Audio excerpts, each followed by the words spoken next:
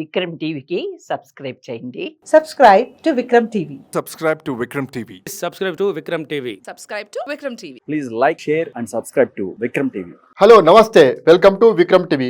నేను మీ journalist Akshay. Schedule cats అంటే మాలలు మాదిగలేనా? ప్రభుత్వాలు అనేక సంవత్సరాలుగా ఎస్సీల కోసం అనేక సంక్షేమ పథకాలు, అనేక బడ్జెట్లలో అనేక నిధులు సమకూరుస్తున్నప్పటికి కూడా అవి కేవలం మాలలకు మాదిగలకే చెందుతున్నాయని, ఎస్సీలంటే మాలలు మాదిగలు మాత్రమే కాదు ఇంకా 57 కులాలు ఉన్నాయని చెప్పేసి మనతో పాటు ఆ 57 కులాలకు సంబంధించినటువంటి ఐక్యవేదిక రాష్ట్ర అధ్యక్షుడు చింతల రాజలింగం గారు మనతో పాటు ఉన్నారు. నమస్తే అన్న. నమస్తే అండి. బాగున్నారా? బాగున్నాను. ఏందన్నా అసలు ఏంది మీ యొక్క 57 కులాల పంచాయతీ ఏంది అసలు? 57 కుల పంచాయతీ తెగే పరిస్థితి కనిపిస్తలేదు.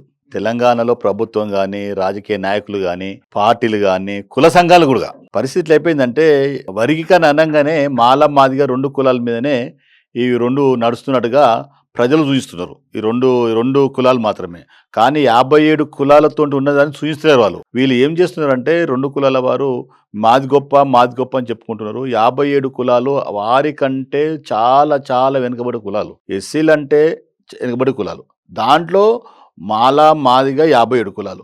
మా 57 కులాల్లో తినడానికి తిండి లేదు, ఈరోజు ఉండడానికి ఇల్లు లేదు, చేసుకోవడానికి వ్యవసాయం లేదు, ఉద్యోగాలు అసలే లేవు మాకు. మేము ఏమంటున్నామంటే వర్గీకరణ కావాలంటున్నాం.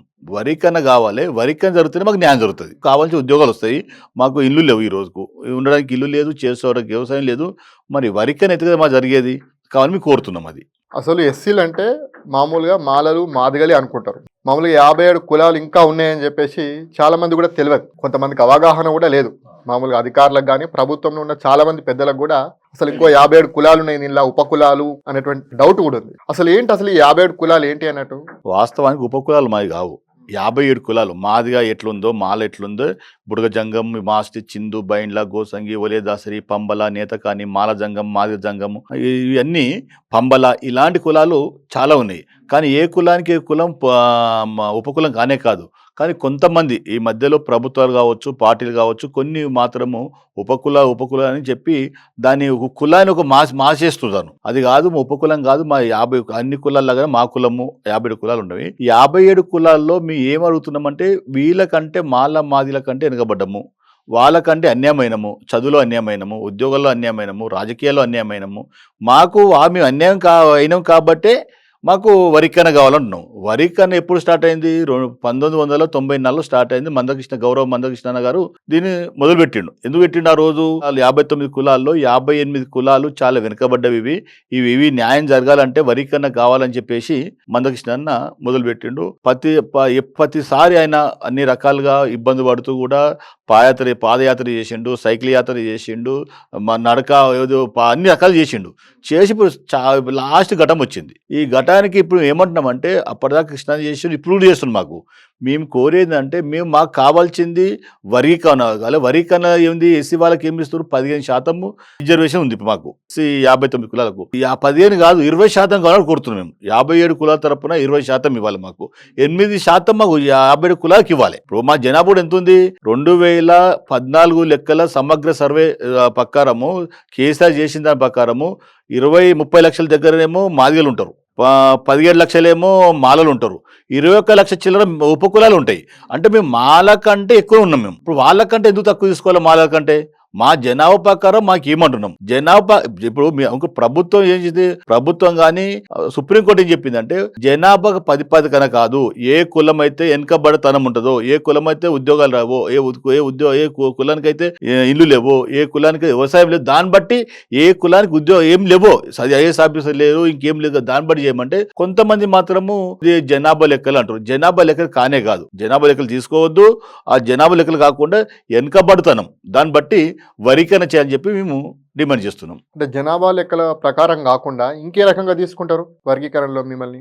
ఇది సుప్రీంకోర్టు చెప్పింది కదా, జనాభా లెక్కలు కాకుండా వెనుకబడతనం, ఏ కులం అయితే వెనుకబడ్డది, ఉద్యోగాలు వెనుకబడ్డది, ఇది చదువులో, ఇది మన వ్యవసాయంలో భూములు లెక్క వెనుకబడ్డవి, అలాగే రాజకీయంగా వెనుకబడ్డవి, దేంట్లో వెనుకబడ్డరు. దాన్ని బట్టి ఇంజనీర్లు లేరు మా దాంట్లో. మాదిగలో ఇంజనీర్లు డాక్టర్లు ఉన్నారు, మాలలో ఇంజనీర్లు డాక్టర్లు ఐఏఎస్ ఆఫీసర్లు ఉన్నారు. 2 కులాలు ఉన్నారు. మా 57 కులాల్లో ఒక ఎస్పీ లేడు, కలెక్టర్ లేడు, ఒక ఆర్డీఓ లేడు, ఒక ఎంఆర్ఓ లేడు, ఒక ఆర్ఐకు లేడు మా దగ్గర. అంటే అలాంటప్పుడు మేము జనాభా ప్రకారంగా ఎట్లయితుంది? కాదు కదా. ఆనాడు కూడా ఈ యొక్క సుప్రీంకోర్టు ఇది చూసే తేల్చింది. వాళ్ళు ఇది చూసి తేల్చి మన తెలంగాణ ప్రభుత్వానికి మన రేవంత్ రెడ్డి గారికి పంపించింది. మీ ఈ విధంగా చేయమని పంపించింది. అంటే మీ ప్రభుత్వాలు కానీ మామూలుగా రాజకీయ పార్టీలు కానీ మీ 57 కులాలను ఏ రకంగా విస్మరిస్తున్నారు? ఎమ్మెల్యేలు, ఎంపీ ఎలక్షన్ వచ్చినప్పుడు, మున్సిపాలిటీ ఎలక్షన్లు వచ్చినప్పుడు, ఆర్డీఓ ఏది మన జెడ్పీటీసీ వచ్చినప్పుడు మాకు ఓట్ల ప్రకారమే పార్టీలు వాడుకుంటున్నాయి, ప్రభుత్వాలు వెళ్తున్నాయి. మా ఓట్లతో ఎమ్మెల్యేలు అయ్యారు, మా ఓట్లతో ఎంపీలు అయ్యారు, మా ఓట్లతో మినిస్టర్లు అయ్యారు, మా ఓట్లతో ఏది మన ముఖ్యమంత్రులు అయ్యారు, మా ఓట్లతో అన్ని రకాలుగా అవుతారు. కానీ 57 కులాలు మాత్రము అన్ని రకాలుగా మర్చిపోతారు. ఈ 57 కులాల నుంచి కూడా అనేక మంది రాజకీయాలు ఉన్నారు కదా. కడియం శ్రీహర్ లాంటి నేతలు కానీ, అదేవిధంగా పెద్దపల్లి మాజీ ఎంపీ ఉన్నటువంటి వెంకటేష్ నేత కానీ, దుర్గం చిన్నయ్య లాంటి నేతలు కూడా ప్రాతినిధ్యం వహించారు కదా. మరి వాళ్ళు మీ యొక్క సమస్యల గురించి వాళ్ళు పట్టించుకోవడం లేదా? పట్టించుకోరు. ఎందుకంటే ఇప్పుడు మేమేమో ఉద్యమాలు చేస్తున్నాం. ఉద్యమాలు చేస్తే తెలుస్తుంది ఏ కులం వెనకబడ్డది, ఏ కులం అన్యాయం అవుతుంది, ఏ కులానికి తిండి లేదు, ఏ కులానికి ఇల్లు లేదు, ఏ కులానికి భూములు లేవు, వ్యవసాయం లేదు. మాకు తెలుసు, వాళ్ళు తెలియదు. వాళ్ళు ఎట్లా వచ్చి మీరే వస్తున్నారు. వాళ్ళు డబ్బులు పెట్టుకొని ఇంకో పట్టుకొని పైకి వచ్చేసి వాళ్ళు ఎమ్మెల్యేలు తీసుకుంటారు, మినిస్టర్లు అవుతారు, అన్నీ అవుతున్నారు.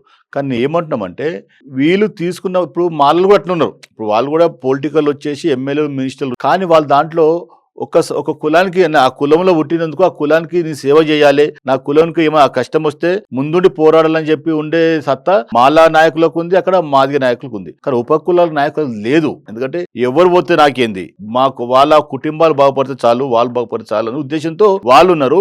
అట్లా మాదిగ నాయకులు, మాలా నాయకులు అట్లా కాకుండా నేను బాగుపడుతూ నా కులాన్ని బాగుపడాలి, నా కులానికి కష్టం వస్తే ఏమైనా కష్టం వస్తే సీఎం దగ్గర తీసుకుపోయి మాట్లాడాలని మాదిగలు ఉన్నారు, మాలు ఉన్నారు. ఉపకులాల చెప్పుకోవడానికే వీళ్ళు మీరు చెప్పిన పేర్లున్నాయి. కానీ మాకు ఇంతవరకు సీఎం తీసుకుపోయి ఇంత కష్టం అవుతుంది, 57 కులాలకు అన్యాయం అవుతుంది, వరికన్నలో చాలా మట్టుకు చాలా కులాల వారు ఈనంగా మాట్లాడుతారు. మాకు 1% ఇవ్వాలి, 2% ఇవ్వాలి. అరే మరి ఎందుకంటారు? మన సీఎం దగ్గర మాట్లాడదామని, ఒక మీటింగ్ పెడదామని ఆలోచన మా వాళ్ళకి లేదని చెప్పి కోరుతున్నాం. మీరు పోయిన ఎప్పుడైనా కడియం శ్రీహరి దగ్గరికి మీ సమస్యలు పరిష్కరించాలని? అన్న దగ్గర పోయినాము, చేద్దామంటూ సమయం వచ్చినాము, కూర్చొని మాట్లాడదాం, చేద్దామని చెప్పిండు. అన్న మాట ఇచ్చి చేద్దాం అన్నాడు.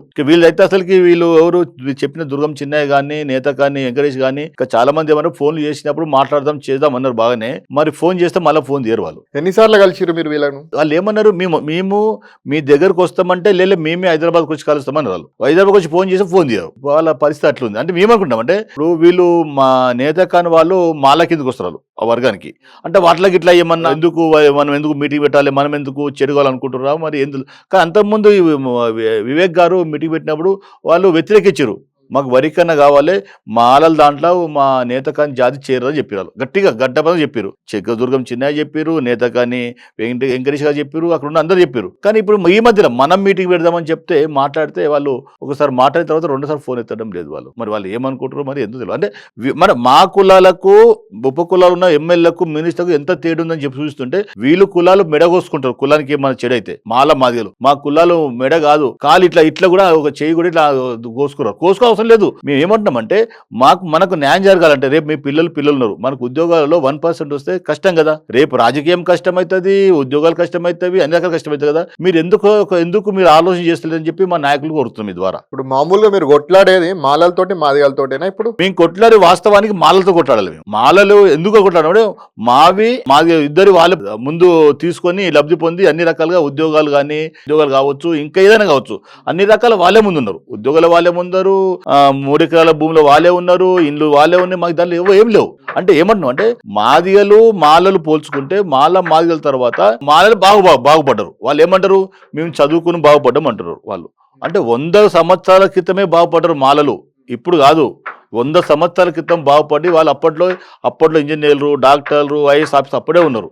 మాదిగలకు 50 సంవత్సరాల నుంచి బాగుపడుతుంది ఇప్పుడు. అంతే 50 సంవత్సరాల నుంచే.